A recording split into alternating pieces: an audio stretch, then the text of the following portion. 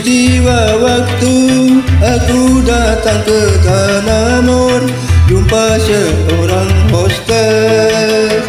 Lenggak-lenggok jalannya yang dibuat-buat agar aku terpikir.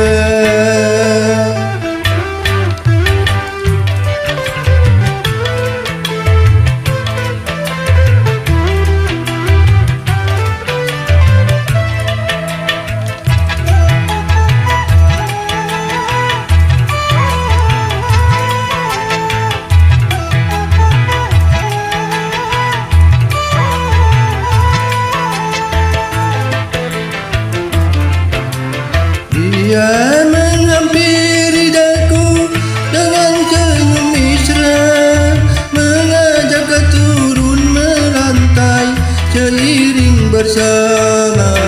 Dia menghampiri daku dengan senyum mesra, mengajakku turun melantai seiring bersama.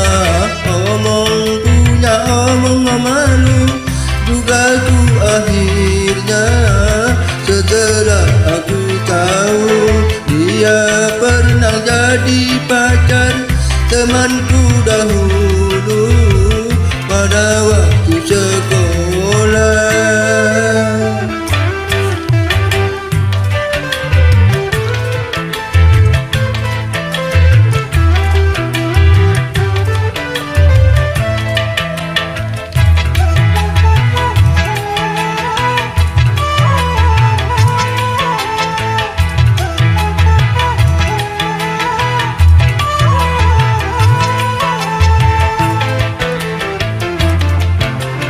Dia menghampiri daku dengan senyum mesra, mengajakku turun melantai seiring bersama.